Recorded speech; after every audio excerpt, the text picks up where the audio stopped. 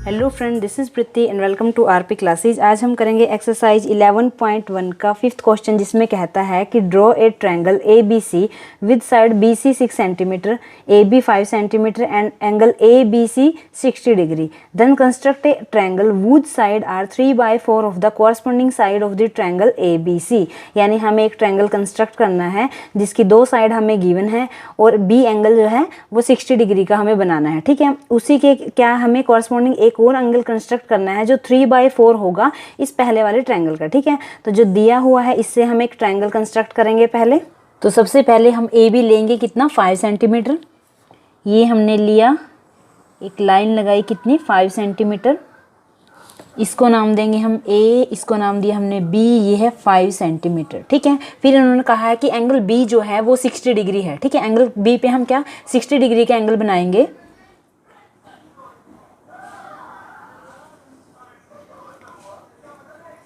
Sixty degree का angle बनाना बहुत easy है। हमने ऐसे किया, एक आर्क लगाई यहाँ इस पॉइंट पे रख के, और जहाँ पे ये आर्क लगी हुई है और इस पॉइंट से इसको मिलाते हुए एक हमें लाइन लगानी है। ठीक है, तो ये हमने लगाई एक लाइन इसको क्रॉस करते हुए जो बी पॉइंट तक पहुँचती है। ठीक है, अब आगे इन्होंने कहा है कि बी सी 6 सेंटीमीटर। अगर यहाँ सी है, ठीक है, तो इसका मतलब क्या हुआ, हमें यहाँ से यहाँ तक कितना चाहिए, 6 सेंटीमीटर चाहिए। तो हम यहाँ से मेज़र करेंगे 6 सेंटीमीटर। तो हमने यहाँ से लिया 6 सेंटीमीटर और यहाँ ये रखा और यहाँ से हमने 6 सेंटीमीटर पर एक आर्क लगाई। ठीक है, ये पूरा कितना है, 6 सेंटीमीटर ही है। तो अब हम क्या करेंगे, इस ए पॉइंट को, और मानो ये क्या है, सी पॉइंट है, तो इस पॉइंट को और इस ए पॉइंट को हम आपस में मिलाएंगे। ठीक है, ए सी को हमने मिलाया। ठीक है, तो अब हम क्या करेंगे, अब हमें एक और एंगल कंस्ट्रक्ट करना है। ये हमारा एंगल हो गया तैयार। अब हमें एक और एंगल कंस्ट्रक्ट करना है जो 3/4 होगा। कितना होगा, 3/4 होगा इस गिवन एंगल का। ठीक है, तो अब हम क्या करेंगे, उसके लिए हम क्या करते हैं, इस ए से एक्यूट एंगल बनाते हुए हम एक रे लेंगे। ठीक है, अगर हम ऐसे स्ट्रेट करेंगे तो क्या जाएगा, 90 डिग्री बनेगा। ठीक है, वो एक्यूट नहीं होगा, एक्यूट यानी क्या 90 डिग्री से छोटा, तो इसका मतलब हम इसको थोड़ा सा रोटेट करते हुए लाइन लगाएंगे। ये हमने एक्यूट एंगल बनाते हुए एक रे ड्रॉ की। ठीक है, और इस रे को इन्होंने दिया हुआ है 3/4। ठीक है, 3/4 है, इनमें से बड़ा कौन है, 4 है। यानी कि क्या, हम इस रे को 4 इक्वल पार्ट्स में डिवाइड करेंगे। वो कैसे करेंगे, हम इसको थोड़ा सा ओपन किया और यहाँ से हमने एक आर्क लगाई, 1 2 3 एंड 4। ठीक है, ये हमने 4 पॉइंट्स किए और इसको नाम दिया हमने ए एक्स लाइन। ठीक है, और इस पॉइंट का अगर ये ए है, इसको नाम दिया A1, इसको नाम दिया A2, इसको नाम दिया A3 और इसको नाम दिया A4। ठीक है, अब हमें नेक्स्ट क्या करना है, हमें इसका डिनोमिनेटर देखना है। ठीक है, ये पॉइंट है 3 और ये है 4। ठीक है, हमें डिनोमिनेटर देखना है। डिनोमिनेटर में क्या है, 4 है, यानी कि हमें इस 4 पॉइंट को एंड पॉइंट ऑफ ट्रायंगल से मिलाना है। ठीक है, हम यही करेंगे। A4 को हमें B से मिलाना है। A4 को हमने B से मिलाया। ठीक है, अब हमें नेक्स्ट क्या करना है, नेक्स्ट हमें देखना है इसका ये। ठीक है, ऊपर क्या है, 3 है। ठीक है, इसका मतलब हमें A3 पॉइंट से भी एक लाइन ड्रॉ करनी है। वो लाइन पैरेलल होनी चाहिए A4B के। ठीक है, जो हम यहाँ पे एक लाइन लगाएंगे वो पैरेलल होनी चाहिए A4B के। तो वो पैरेलल कैसे होगी, जिस एंगल से ये रोटेट है लाइन, उसी एंगल से हमें यहाँ पे A3 से एक लाइन को ड्रॉ करना पड़ेगा। ठीक है, यानी इसका एंगल, A4 का एंगल और A3 पे जो एंगल बनेगा वो सेम होना चाहिए। उसके लिए हम क्या करेंगे, उसके लिए हम ये जो A4 वाला एंगल है उसको मेजर करेंगे। ठीक है, वो कैसे करते हैं, हम यहां से हमने ऐसे किया, ऐसे ही हमने A3 से किया। ठीक है, और यहाँ का एंगल हमने मेजर किया, ये इतने एंगल पे है, ऐसे ही हमने यहाँ रखा और यहाँ पे एक आर्क लगाई।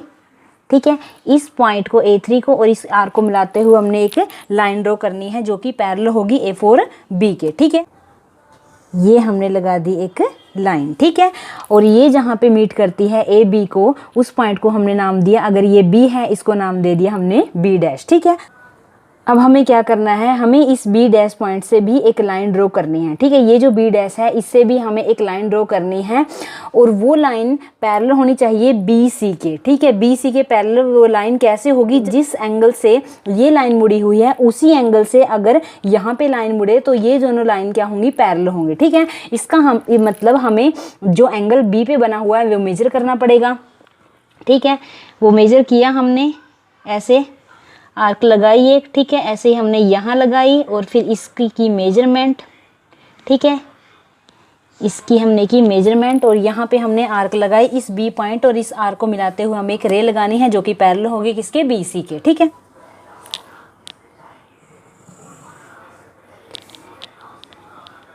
बी डैश से हमने इस आर्क को मिलाते हुए एक रे लगाई, अगर ये सी है तो हमने इसको नाम दिया क्या, सी डैश, ठीक है।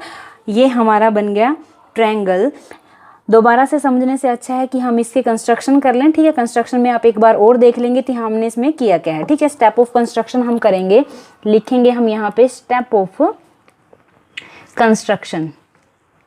स्टेप ऑफ कंस्ट्रक्शन में फर्स्ट स्टेप हमारा क्या था, फर्स्ट स्टेप में हमने किया था ड्रॉ ए लाइन 5 सेंटीमीटर, ठीक है। हमने 5 सेंटीमीटर की एक लाइन ड्रॉ की थी। Draw a line A B is equal to कितना, 5 सेंटीमीटर, ठीक है। स्टेप सेकंड में हमने किया, स्टेप सेकंड में हमने जो ये बी है, ठीक है, एंगल बी है, बी पे हमने 60 डिग्री का एंगल बनाया। Make an angle 60 degree at point B, ठीक है। स्टेप थर्ड में हमने क्या किया, स्टेप थर्ड में हमने इस बी पॉइंट से, ठीक है, बी पॉइंट से आर्क लगाई कितने, 6 सेंटीमीटर पर, ठीक है। फ्रॉम पॉइंट बी टेक कितना, 6 centimetre, draw an arc, 6 centimetre हमने लिया और ड्रॉ की arc two from point C, ठीक है।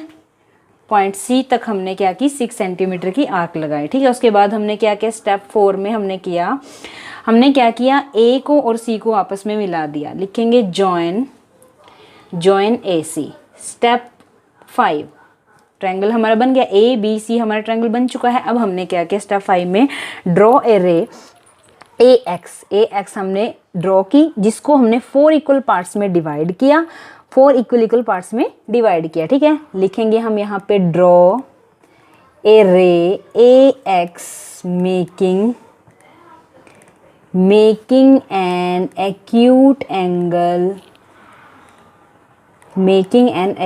एंगल विद ए बी, ठीक है। नेक्स्ट हमने किया स्टेप 6 में हमने क्या किया, लोकेट किया हमने 4 पार्ट्स में, ठीक है। इस लोकेट किया हमने 4 पॉइंट्स को, ठीक है, इस ए एक्स रे के ऊपर, लिखेंगे लोकेट 4 कैसे आए थे, ये 3/4 है, इनमें से बड़ा कौन है, 4 है, तो हमने इनमें से बड़ा लिया, ठीक है। 3 और 4 में से हमने बड़े को उठाया, ग्रेटर ऑफ 3-4 पॉइंट्स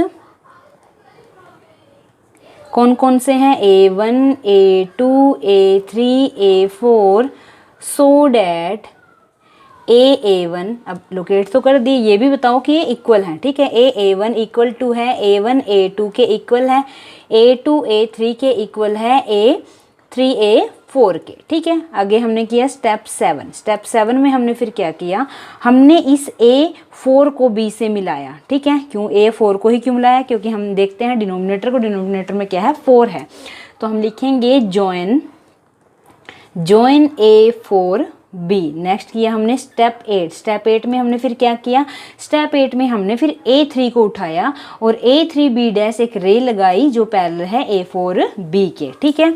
लिखेंगे from A3 draw A3B dash parallel है किसके, A4B के, मीटिंग एट B डैश, ठीक है। स्टेप 9 में हमने फिर क्या किया, फ्रॉम B डैश, यहाँ से हमने यहाँ लगा दी जो पैरेलल है इसके, उसके बाद ये जो लाइन किस पे, बी डैश पे मिलती है, मीटिंग एट बी डैश। फिर हमने क्या किया, बी डैश से हमने क्या लगाई, एक रे लगाई जो कि पैरेलल है किसके, बी सी के, ठीक है। फ्रॉम पॉइंट बी डैश, ठीक है, ड्रॉ की हमने एक लाइन, कौन सी, बी डैश सी डैश, ठीक है। बी डैश सी डैश जो कि पैरेलल है किसके, बी सी के, मीटिंग वो कहाँ पे मीट करती है, मीटिंग ए सी एट सी डैश, इस ए सी को सी डैश पे मीट करती है, ठीक है। इसका मतलब अब हमारा क्या हुआ, A B dash C dash हमारा नया ट्रायंगल तैयार हो गया, ठीक है। स्टेप 10 में हम लिखेंगे कि A B dash C dash is our new triangle, ठीक है, वो हमारा क्या बना, एक न्यू ट्रायंगल बना। अब हम करेंगे इसकी justification of construction. Justification of construction में हमें प्रूव करना है, हम प्रूव करेंगे क्या, A B dash by A B equal होगा A C dash by A C equal होगा C dash B dash by C B equal होगा किसके, 3/4 के। ये जो 3/4 हमारे पास गिवन है, ये तीनों किसके इक्वल होंगे, 3/4 के। अब ये क्या है, ए बी डैश क्या है, नए वाले ट्रायंगल की side, divide by A B क्या है, पुराने वाले ट्रायंगल की साइड। ए सी डैश क्या है, नए वाले ट्रायंगल की side, divide by A C क्या है, पुराने वाले ट्रायंगल की side. C dash B dash क्या है, नए वाले ट्रायंगल की side, divide by C B क्या है, पुराने वाले ट्रायंगल की साइड। वो सारे इक्वल होंगे किसके, 3/4। यानी कि ये जो ऊपर वाली तीनों साइड्स हैं, ये साइड्स क्या है, ये है नए वाले ट्रायंगल की साइड, और डिवाइड में ये जो तीनों नीचे वाले साइड्स हैं, ये क्या है, पुराने वाले ट्रायंगल की साइड्स। ये इक्वल होनी चाहिए किसके, 3/4 के। इसके लिए हम क्या करते हैं, इसके लिए आप इसको ध्यान से देखो तो आप देखोगे कि ये 4 ट्रायंगल से मिलकर बना है। कौन कौन से 4, A B dash C dash पहला, ए बी सी दूसरा, ए बी डैश A3 तीसरा, ए बी A4 चौथा, ठीक है। 4 ट्रायंगल से मिलकर बना है। हमें क्या करना है, हमें करना है जो ऊपर वाले 2 ट्रायंगल हैं इनको आपस में सिमिलर प्रूव करवाना है, और जो नीचे वाले 2 ट्रायंगल हैं उनको आपस में सिमिलर प्रूव करवाना है, ठीक है। तो ऊपर वाले 2 ट्रायंगल को हम सबसे पहले लिखेंगे, इन ट्रायंगल कौन कौन से हैं, A B dash C dash and triangle A B C में। उनमें हम घुसेंगे तो हम क्या देखते हैं कि ये जो 2 लाइन्स हैं ये आपस में क्या है, पैरेलल हैं। तो हमें लिखना पड़ेगा कि इनमें हमने क्या देखा कि जो ये बी डैश सी डैश हैं ये पैरेलल हैं किसके, बी सी के। कैसे, बाय कंस्ट्रक्शन। अब ये पैरेलल हैं तो इसका मतलब क्या हुआ, इसका रिजल्ट क्या निकला, नतीजा क्या निकला कि ये जो इनके एंगल हैं तो वो इक्वल हो गए। अगर ये पैरेलल हैं तो इनके एंगल क्या हो गए, इक्वल हो गए। यानी कि angle A B dash C dash is equal to angle A B C के, क्यों, कॉरस्पॉन्डिंग एंगल। अब हमने क्या देखा इन्हीं 2 ट्रायंगल में कि जो ए है वो कॉमन है, ठीक है, वो बड़े वाले में भी है, वो छोटे वाले में भी है। तो हम लिखेंगे कि angle C dash A B dash equal है एंगल सी ए बी के। कैसे, कॉमन, ठीक है, कॉमन एंगल है। अगर किसी 2 ट्रायंगल के आपस में 2 एंगल इक्वल हैं तो इसका मतलब वो दोनों आपस में क्या है, सिमिलर हैं। इसका मतलब हम इन दोनों को आपस में सिमिलर लिख सकते हैं। तो इसका मतलब क्या हुआ, angle A B dash C dash similar हो गया किसके, एंगल ए बी सी के। कैसे, बाय एंगल प्रॉपर्टी, ठीक है। अगर ये सिमिलर हैं, ठीक है, तो इसका मतलब हम इनकी साइड्स को लिख सकते हैं, इन दोनों ट्रायंगल्स के साइड को हम किस फॉर्म में लिख सकते हैं, A B dash by A B equal है A C dash by A C equal है C dash B dash by C B, ठीक है। और इसको हमने नाम दे दिया इक्वेशन नंबर 1, ठीक है। अब हम नीचे आगे नीचे वाले 2 ट्रायंगल उठाए। नीचे वाले 2 ट्रायंगल कौन कौन से हैं, triangle A3 B dash and triangle A4 B में, ठीक है, A3 B dash A4 B में। इनमें हमने क्या देखा, इनमें भी हम सबसे पहले वही लिखेंगे कि जो 2 इनकी लाइंस हैं ये आपस में क्या है, पैरेलल हैं। तो हम लिखेंगे यहाँ पे कि A3 बी डैश पैरेलल है किसके, A4 बी के, ठीक है, बाय कंस्ट्रक्शन। तो अगर ये दोनों लाइन आपस में पैरेलल हैं तो इसका मतलब इनके जो एंगल हैं वो आपस में क्या है, इक्वल हैं। तो हम इन एंगल्स को लिख सकते हैं, A3 बी डैश इक्वल होगा किसके, एंगल A4 बी के, ठीक है। कैसे, कॉरस्पॉन्डिंग एंगल, ठीक है। अब आगे हमने क्या देखा, ये जो एंगल ए है, एंगल ए क्या है, कॉमन है दोनों ट्रायंगल्स में। इसका मतलब एंगल ए इक्वल हो गया। तो हम लिखेंगे कि angle B dash A3 equal होगा किसके, एंगल